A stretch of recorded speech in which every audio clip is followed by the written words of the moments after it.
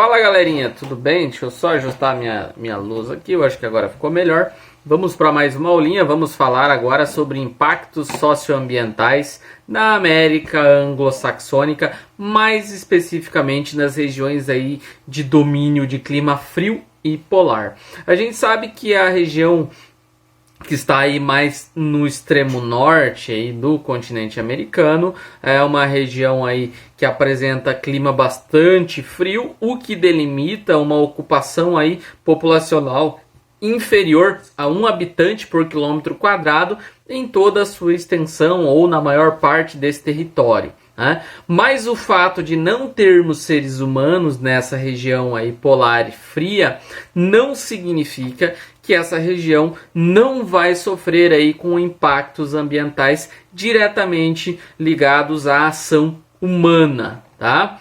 Então, o que a gente tem que entender aí dentro dessa questão de impacto socioambiental aí, no que se refere às regiões frias e polares, mais especificamente às regiões aí da porção setentrional da América anglo-saxônica. As regiões frias e polares, elas apresentam aí uma biota, ou seja, seres vivos aí, seres biológicos que estão adaptados a um clima bastante frio. Então, quando eu tenho uma variação desta temperatura, esses animais, essas plantas, até mesmo bactérias, tudo que vive nessa região fria, eles vão sofrer um impacto direto. Afinal, esses ecossistemas, eles são ecossistemas relativamente frágeis do ponto de vista de adaptação climática, por exemplo. As zonas polares, como eu já mencionei, apresentam aí uma biota, ou seja, espécies de vegetais e animais não muito diversificada, o que faz com que a capacidade de sobrevivência desses seres a uma variação de temperatura ou a uma variação de iluminação seja limitada. Então, quando eu tenho atividades industriais, por exemplo, ou atividades urbanas ocorrendo em determinada porção do espaço, obviamente, essas atividades, apesar das regiões polares estarem distantes, elas vão sofrer com o avanço das atividades humanas sobre a natureza. As atividades industriais vão liberar mais CO2 para a atmosfera, o CO2 é um gás do efeito estufa, vai causar um aquecimento da atmosfera, causando degelo das regiões polares. Então, apesar da distância, obviamente elas ainda vão sofrer aí com os impactos da ação humana. Regiões ali do extremo norte aí dos Estados Unidos e do Canadá, devido à sua posição, tem aí pouca luminosidade mesmo no verão, ou seja, os dias apresentam luminosidade reduzida.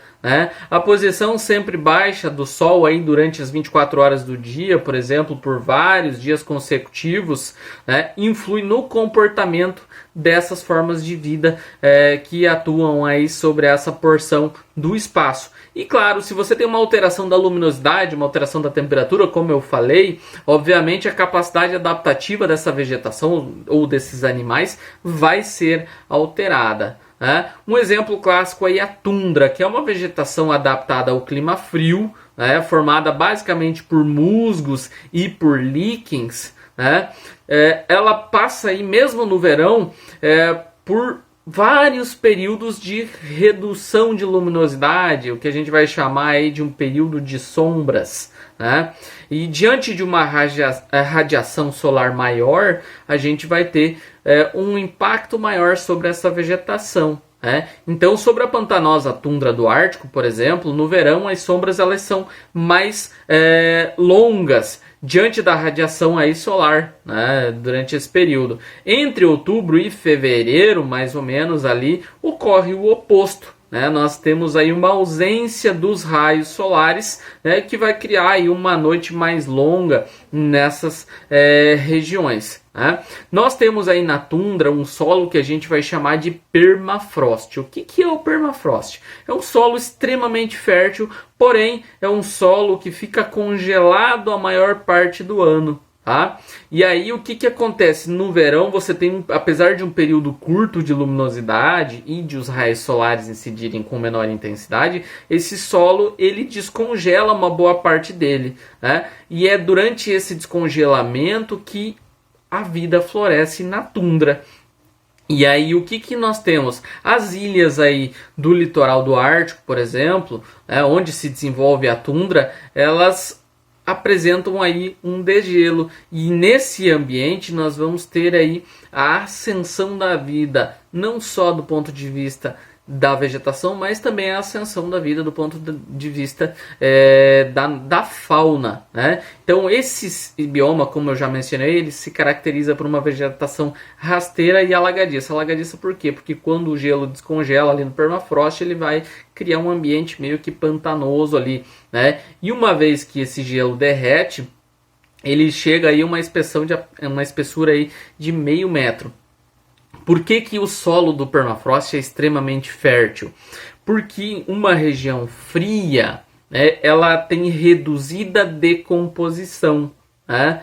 Então, se ela tem uma reduzida decomposição, toda a matéria orgânica desse solo ela fica ali. Você não tem uma vegetação grande que possa usar esses nutrientes, então eles vão se acumulando, né, no solo. Esse ambiente predominantemente aí natural e selvagem traz aí sinais das influências severas aí da ação humana na sua paisagem, né? A presença, por exemplo, de metais pesados concentrados em geleiras aí da Groenlândia e em focas do Ártico, né, é noticiada há décadas, e esses metais pesados são lançados aí, obviamente, pelo ser humano aí na natureza, né? Além da tundra, nós temos a floresta de coníferas, que é considerada inclusive a floresta mais extensa do mundo, né?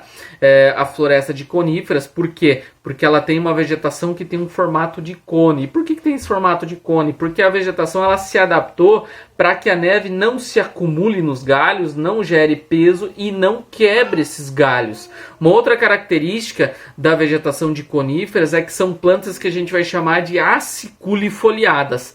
Aciculifoliada é aquela planta que tem a folha em formato de agulha. Um exemplo clássico aqui no Brasil é o pinheiro do Paraná. Só que, em se falando de vegetação aí da América anglo-saxônica, a vegetação de coníferas, diferentemente da tundra, que não tem uma ação direta da ação humana, é uma ação mais indireta, que está relacionada ao aquecimento e o derretimento dessa paisagem, a floresta de coníferas, ela vem sofrendo muito com a ação humana devido à exploração da madeira aí para a produção de celulose. Então essa floresta ela vem sendo reduzida devido à exploração aí de madeireiras, por exemplo, né? Não só para a produção de papel, mas também para a produção de móveis. Então essa é uma vegetação que vem sofrendo com a ação humana, né?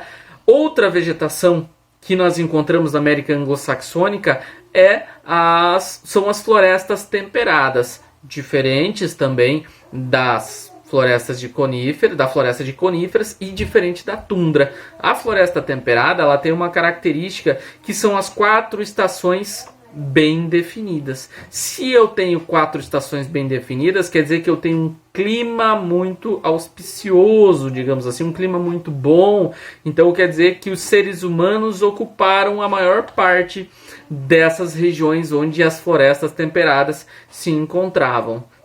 E aí o que nós temos? As florestas temperadas elas têm um predomínio em territórios dos Estados Unidos e do Canadá e foram mais afetadas, como eu mencionei, pelo povoamento, em parte por apresentarem um clima aí com 4 estações bem definidas. As áreas que são remanescentes dessas matas hoje são extremamente degradadas e algumas encontram-se sob proteção legal. Ou seja, existem leis ambientais que protegem para que essa vegetação não seja totalmente degradada. Uma característica que as ações humanas ou os impactos socioambientais aí dos seres humanos causam uma característica que está diretamente ligada a essa ação do ser humano sobre a natureza, é o aumento da temperatura das águas, né, nas regiões polares, por exemplo, tá? E o que tem a ver esse aumento da temperatura das águas?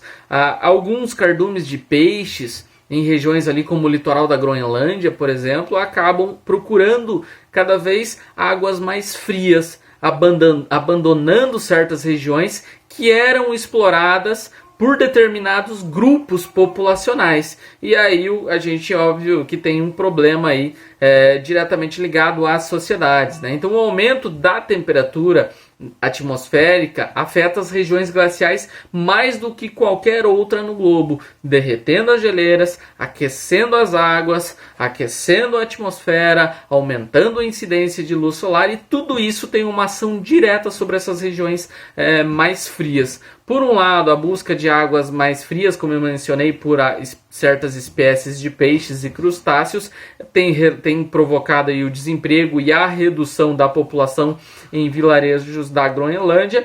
E por outro, o recuo da calota polar expõe alguns minérios, né, e pedras preciosas que geram interesses e debates por parte de certos países. Né? Então a exploração do Ártico, a exploração de regiões mais frias, ela vem sendo debatida já há algum tempo por conter aí certos recursos que podem ser explorados por certos países, tá?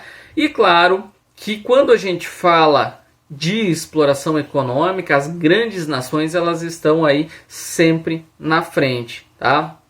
Governos e países vêm discutindo quais países a gente pode estar aí citando no que se refere à exploração aí dessas regiões mais frias. Canadá, Estados Unidos, Noruega, Rússia, né, Groenlândia, que pertence a território dinamarquês, além da própria China, já desenvolvem pesquisas científicas e também desenvolvem aí discussões diplomáticas para validar aí a exploração dessas regiões mais frias. Vale lembrar que as explorações dessas regiões mais frias vão ligar aí um alerta, porque as mudanças que ocorrem no modo de vida, na economia e nas relações da sociedade estão muitas vezes sendo negativas. Essas mudanças nem sempre são positivas, né? E essas regiões frias, elas são regiões muito sensíveis, né? E quando você libera certas atividades, você está liberando um impacto ambiental que nem sempre é positivo, né? Então, quando a gente fala de impacto socioambiental na América Anglo-Saxônica, a gente fala de impacto aí sobre as regiões de geleiras, das vegetações aí como tundra, taiga, floresta temperada, né? Essas vegetações elas são e estão sendo afetadas, né? A tundra indiretamente, porque você tem uma população reduzida, a taiga muito afetada pela indústria de móveis e pela própria indústria de celulose, dentre outras formas de exploração, e a floresta temperada sendo afetada principalmente pela expansão urbana, além, né, do desmatamento para a produção agrícola, para urbanização, né? Então essas áreas elas vêm sofrendo impacto direto e indireto. E nem sempre esses impactos são positivos. A gente tem que sempre colocar em discussão essas atividades econômicas para ver até que ponto é positivo você explorar aí, essas regiões aí do nosso planeta. Tá? Eu espero que tenha ficado claro. Qualquer dúvida vocês podem estar colocando aí nos comentários do vídeo. Aí eu vou tentar estar respondendo para vocês. Valeu, um abraço.